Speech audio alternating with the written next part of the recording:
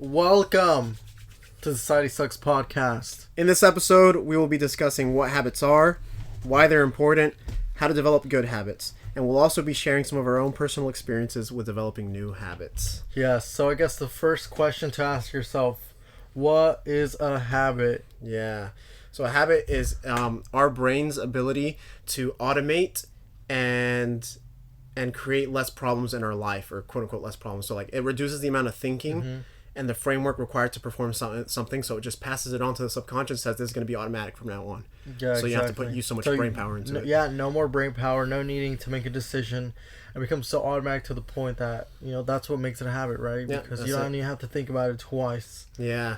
And so it does that because for like mundane tasks or whatever, like tying your shoe, imagine if you had to think each time, like, okay, this lace goes here, this one goes over it, and it's like, instead of just automatic, so it passes on a repeated behavior and says, okay, if this is something he's going to always be doing, or she's always going to be doing, then, let's just automate it. It's just going to become automatic. Wow. Instead of thinking about it each time. That's really good. Yeah.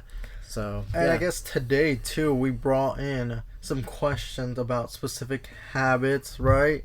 Specific habits. And I guess this is kind of going to help you. Maybe if you have this question in mind, maybe you'll get answered. Yeah, and so we're going to ask ourselves these questions because we've also been reading the book Atomic Habits in our book club. Book club, guys. Yeah, Join it. Join it.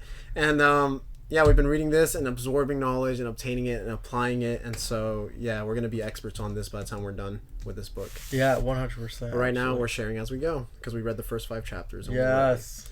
So, we're going to be asking ourselves some questions and y'all will learn from, hopefully, our conversation here. Yes. So, Mario, what are some good habits that you have and why do you think it's important to have them? Wow. Okay, good importance that I have and why it is important to have them. Yeah. I think a regimen at the gym is definitely a healthy one. Obviously, physical health, mental health for sure. Even jiu-jitsu's that as well. That's a good habit for sure. I guess I would be talking about everything though. Yeah. I guess we could talk about Just main ones. Those are some habits. main ones. Yeah. Obviously health. I definitely do want to develop. I guess a bad habit would be probably sleeping. Not sleeping like. Oh, so get that on routine. Yeah, I want that on routine. Yeah, you answered question number 3. What are some bad habits that you have? Yeah, but I guess the first one, basically, I think I would say that... I don't know what specific other ones I would think of at the moment. What about you? Well, those are the main ones, yeah. Some good habits that I have is hitting the gym. I would say reading for sure. Oh, reading, I adopted... My most recent new habit that I adopted is learning a new language. So I've been practicing Italian on Duolingo. I think I have a 4-day streak so far, and it sucks. I used to have, I think I told you, I used to have a 60-day streak was the most I've ever had, and then I finally broke that, and I was like sad. But now because of this book, I'm like, no, I need to be on it. There's no reason that I can't just practice for like 5 minutes every single day. That's true. And it's cool to have that streak thing going up.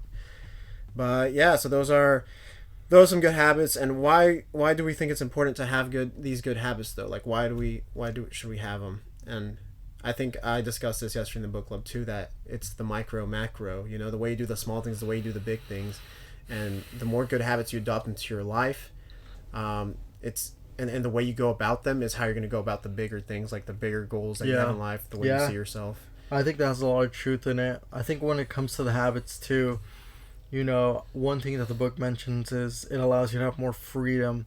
And once it becomes so automatic and to the point that, you don't even have to second guess, when I'm going to do this, when the time is.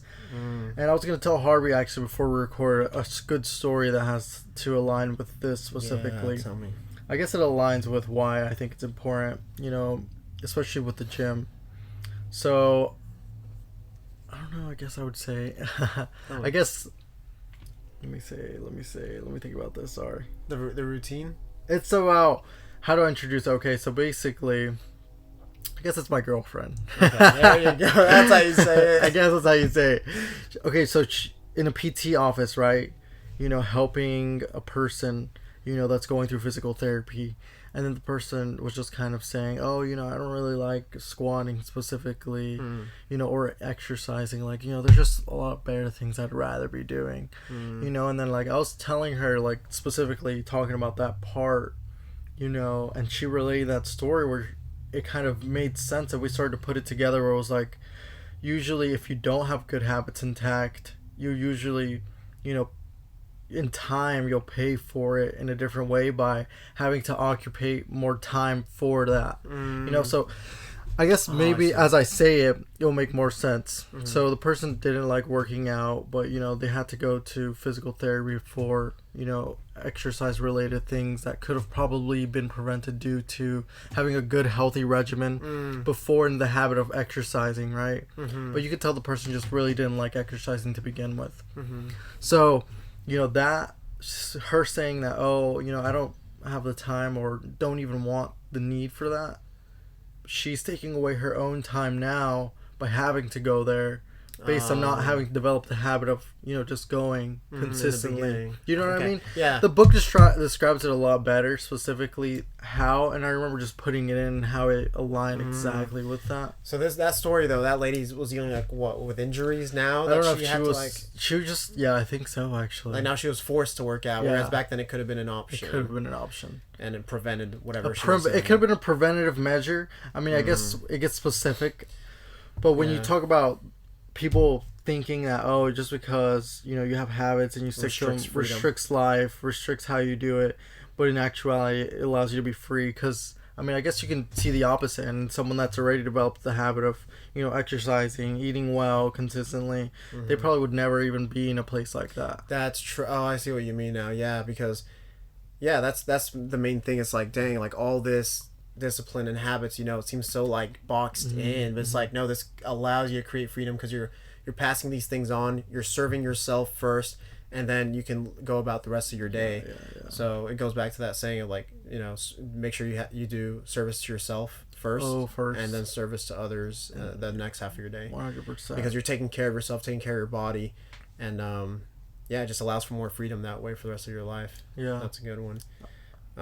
So what are some... Okay, yeah, we'll go on to the next one then.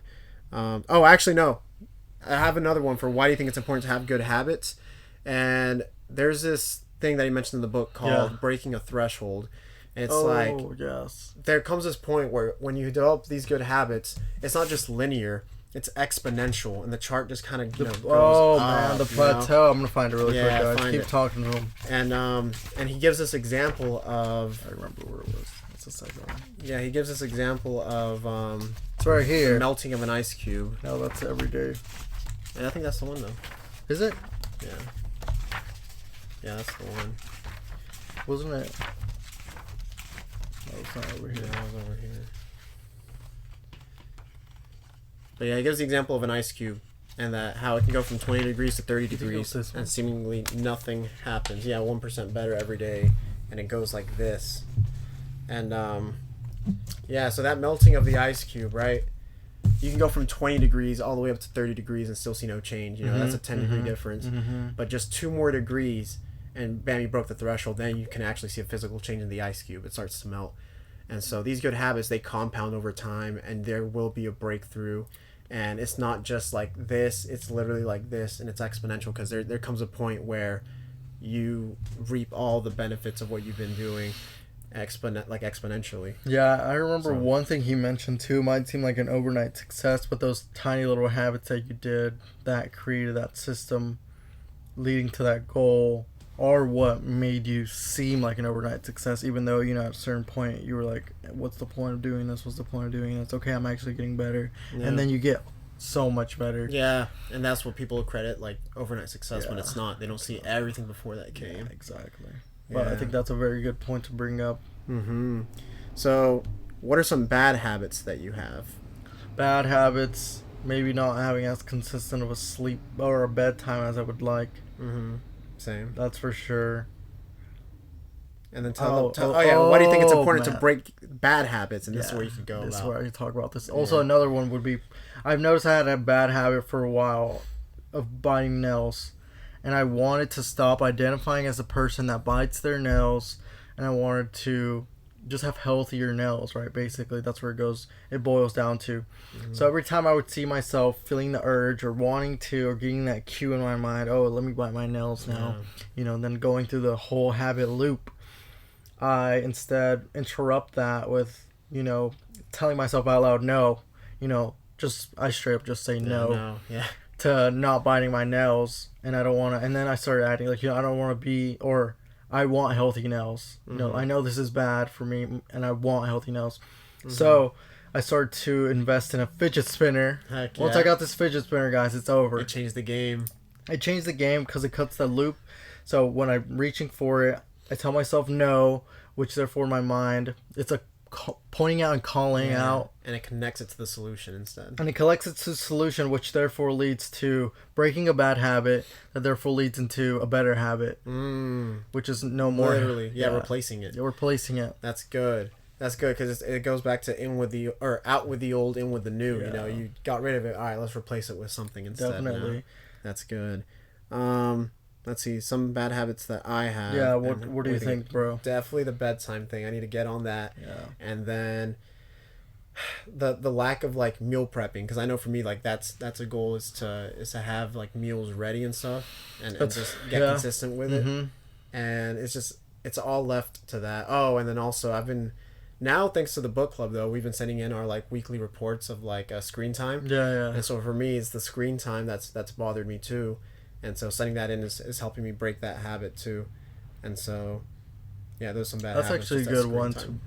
It's a good little thing to help you feel like, oh no, don't be on it. Yeah, don't be on it. We got records to beat here. Yeah, and, exactly. Records to break, but yeah, and then why do you think it's important to break these bad habits? What's the why behind it? Oh man, why do I think? I just think you pay. It's a double-edged sword too, and one major thing that he mentions as well is habits are, they can lead you to amazing things, but they can also lead you to devastating things. I think, very micro is the nail biting, but you never know what it could lead to, and I just would prefer not to have unhealthy nails.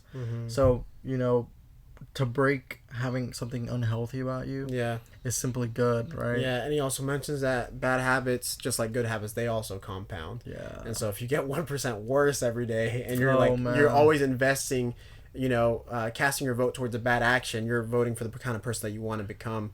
And so that's why it's also important to break these bad habits, because you gotta, when you just see them as more than what you're doing that day and see it more as like a vote for your identity, you're kind of like, oh dang, that's not the kind of person I want to be. Why am I casting my vote the moment I take this action for that kind of person? Most definitely. One thing you reminded me of for sure, and it's crazy that this story's hitting me from 6th grade. Oh no, tell me. I've never heard this one. Or 8th grade. I don't know, middle school time, Mr. Murray's class. Oh no. You remember Mr. Murray? I didn't have him. But specifically him, he mentioned that he had a student that would bite their nails, and she ended up getting really sick. She would bite her nails, and then it had like a bacterial. Oh, infection.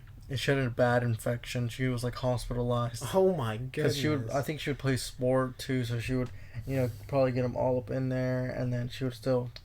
Oh, everything. So that led to her being hospitalized. Dang. And that just came to me right now. Oh my goodness. Because that could be compounding. Imagine like every day she kept doing it. And then that one day where she was already in the initiation of the habit loop, that bacterial came in, and that led to the big, massive, big exponential of negative. Decline. Oh wow, that's a good example right there, because she never would have thought the first few weeks she started to do this for her coping that it would lead to that.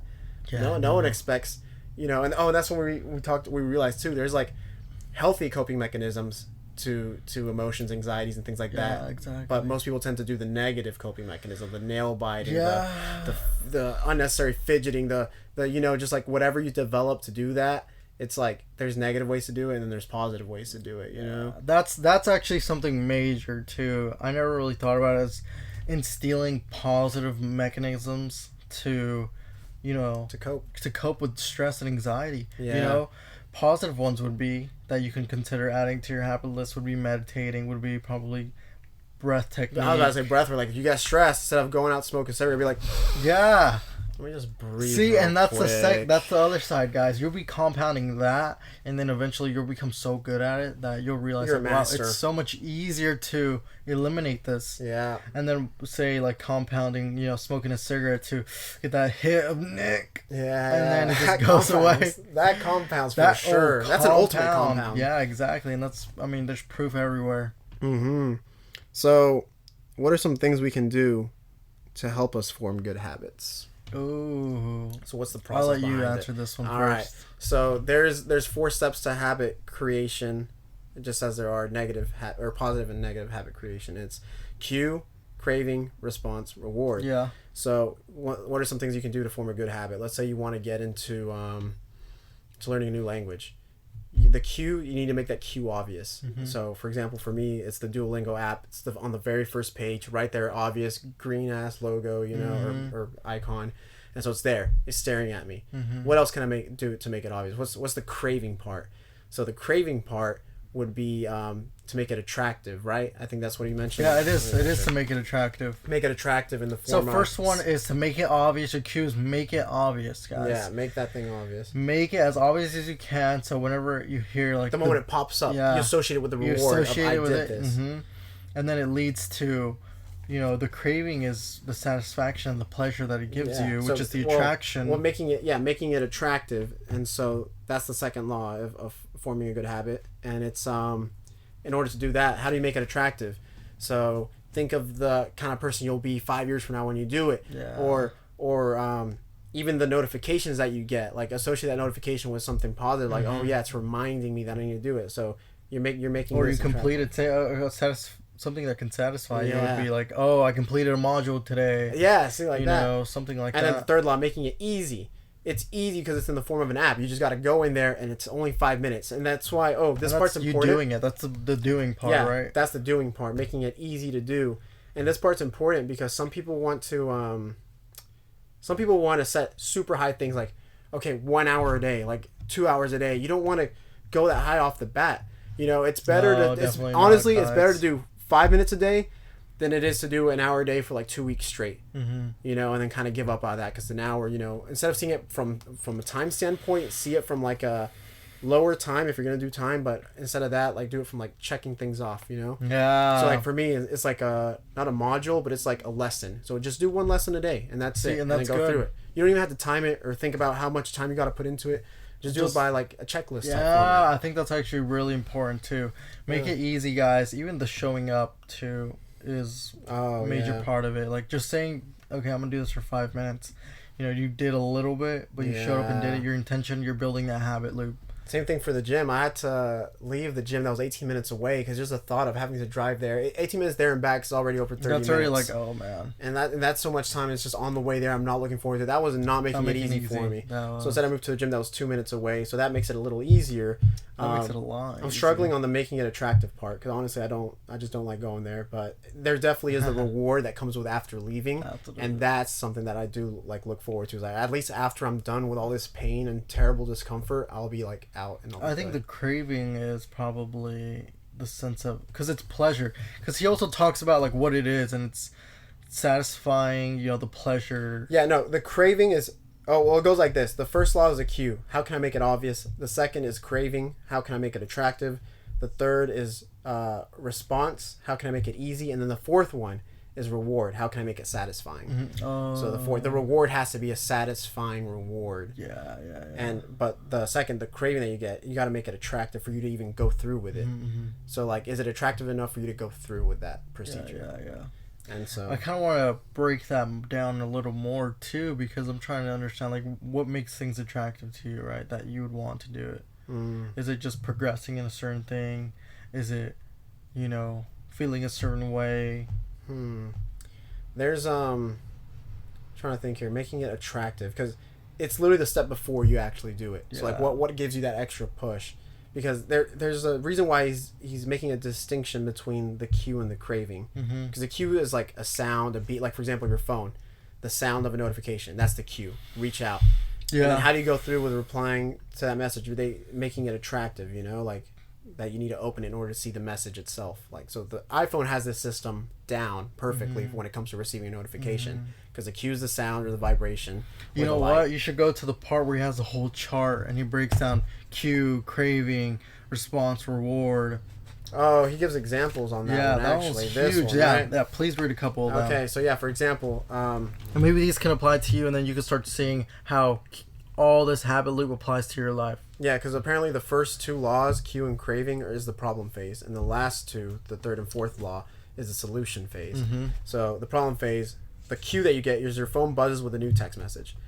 2 is you get the craving. You want to learn the contents of the message. And then the solution phase. 3rd is the response. You grab your phone and read the text. And the 4th, you get the reward. You satisfy your craving to read the message. Grabbing your phone becomes associated with your phone buzzing. So, so craving, the reward is meant to satisfy your craving, is what it's saying. And then the response is obviously the action part about what you do. And then back to the nail biting thing. Cue, you are answering your emails. Everyone has a different cue for this. The craving, you begin to feel stressed and overwhelmed by work. You want to feel control. 3rd, response, you bite your nails. 4th, reward, you satisfy your craving to reduce stress. Biting your nails becomes associated with answering an email. Wow. So now the moment that pops up, this instantly happens as you're reading it, and whatever, you're satisfying. That's the feedback loop right there. Wow. And so that's how, these are like real life solutions of the cue, craving, response, reward. And obviously you can cut that down into like whether it's a good habit or a bad habit. So for example, with social media, right? Cue, you hit a stumbling block on a project at work. 2, the craving, you feel stuck and want to relieve your frustration. Notice how the craving is always a want. 3, response, you pull out your phone and check social media. 4, reward, you satisfy your craving to feel relieved. Checking social media becomes associated with feeling stalled at work. Wow. So now anytime you feel stall or you're putting things off from work, you're associated with the phone and start scrolling around. Or dopamine. Yeah, get that reward that you crave. So it's crazy to distinguish that right there. I think that's extremely powerful because then you start to understand, the processes of how you, create your habit and how you can break ones too. You can use that method of knowing how it works to your advantage as well, guys. So what do you think are some key elements of success in habit building? Oh, key elements in success. I think it definitely has to do with the system. I think breaking down that system and applying it to specific ones, like cue, make sure your environment, make sure you have a scent. Oh, I smell this scent. That's. You guys talk about the calling and out acting or calling and shouting. The pointing out and calling out. One. I think that's a key element to succeeding in the habit building part. Yeah. Because you're. Basically, explain it, right? You see something. Yeah, so say, I guess since we're using the nail biting as an example, say you're seeing your friend bite their nails and they've been talking to you how they want to break that habit. Or, it's just not a good habit. And you're just like, oh, hey, you're biting your nails again. And they might not even, they're like, oh, wait, really? Just point at and them. I think one thing, too, he mentions right before that is making the unconscious conscious. And that's what it by is. you doing that, you're letting them become aware. Because, they might be surprised, like, oh, yeah, you're right, I am actually. Because they might not even be thinking about it. They might just be doing it, oh, I'm feeling a little anxious. So they might just already be doing it. That's true. So I think that's a major thing, too. Doing that for yourself. Conscious. And I think when I say pointing and calling out for specifically me biting my nails and saying, no, I don't want this. That's me pointing and calling out for myself. So you don't need someone else to do it for you. You can do it yourself about specific habits. Yeah, exactly. And so that's a key element to it for sure, because that's how you can stay with it, is to make, because so often, obviously our habits are so ingrained into our subconscious that we don't realize what it is we're doing. It takes us either ourselves to point out, be like, no, like make it obvious. Yeah. Or like you said, be that for another friend, be that accountability partner. And that's definitely one of the key elements to it. But what do you think are some common mistakes people make when trying to build habits? Dang, common mistakes. I think we kind of hit on it. Not making it easy. Like, for example, I guess the gym being that far, that's not going to make you want to build that habit of going to the gym.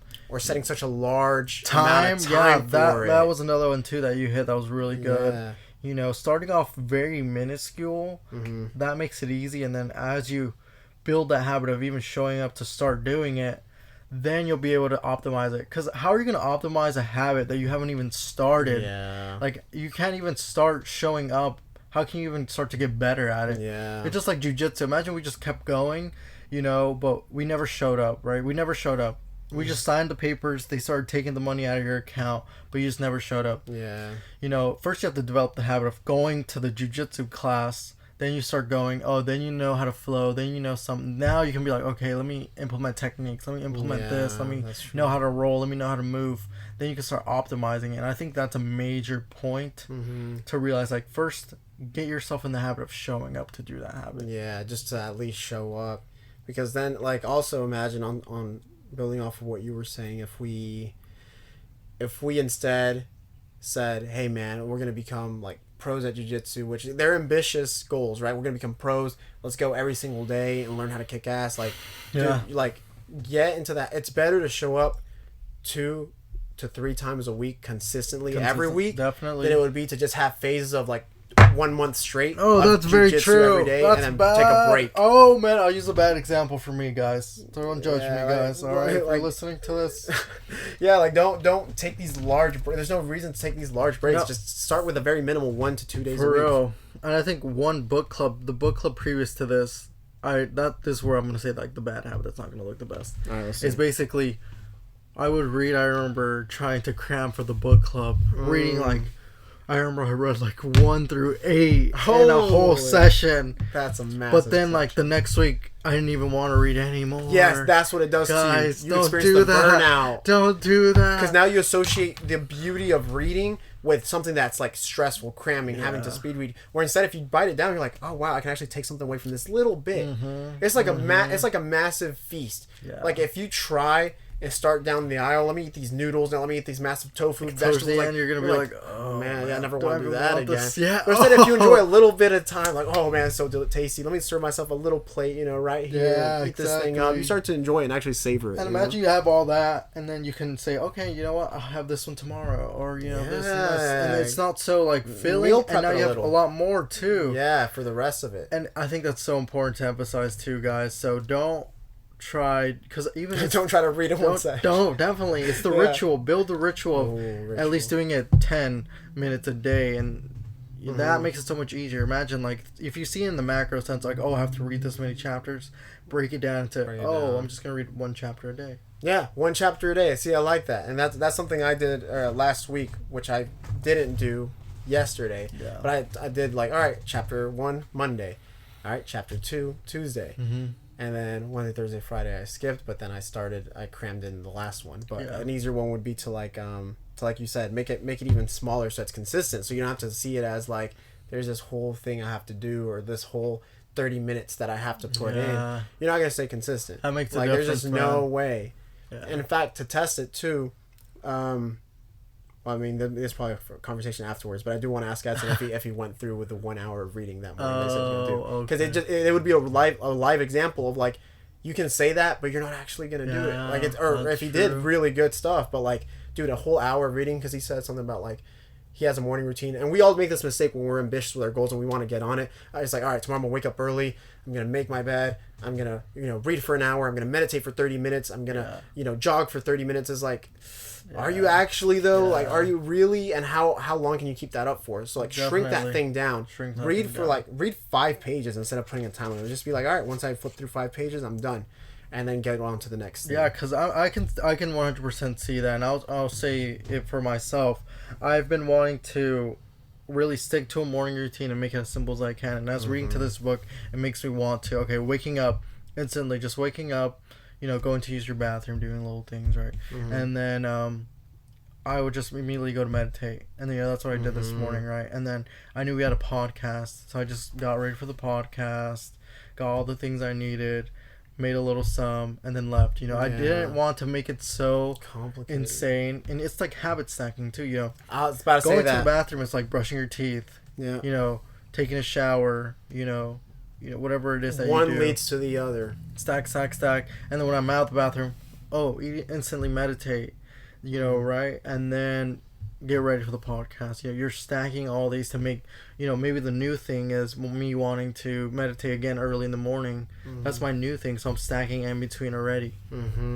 That's good, and that goes back to the question of what are some key elements of success in habit building is being able to stack one. them and connect one to the other, so that the moment you're done meditating, maybe you start doing some yoga, or you start stretching, you start doing some mobility work, because you associate the ending of one to the beginning of the other. Yeah, exactly. And then you end up you end up actually doing the next thing because it just follows it. Yeah, You don't it does. question it. It just goes on with the next one. Can you read that question one more time?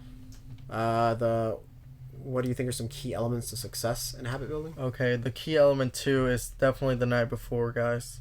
Oh. I think if you want to, obviously, I guess it depends. Say if your goal is to wake up early, you want to sleep a little earlier.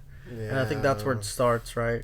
Yeah. Setting yourself up for success, whether it is like, oh, I want to go to the gym tomorrow morning. Plan your clothes. Leave your gym bag close by.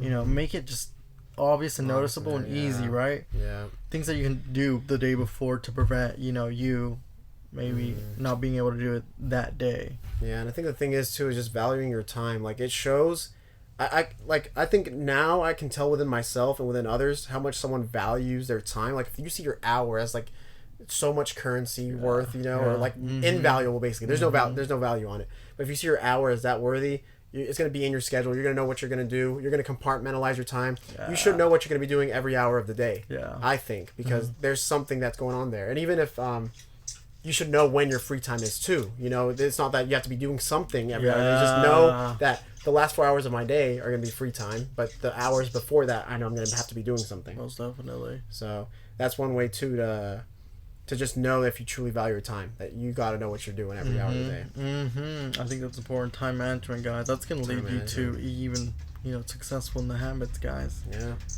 But yeah, so what do you think about that? Looks like we're all set for this. I think we're all set, guys. If you have anything that, questions, feedback, want to join the book club, DM us, check out Society Sucks, show support. It's appreciated. Harvey? Yes. Yep, and it looks like that's it for today's episode. Thanks for tuning in. Make sure to like, comment, subscribe if you're on the YouTube channel, and share and review this episode with your friends. Peace!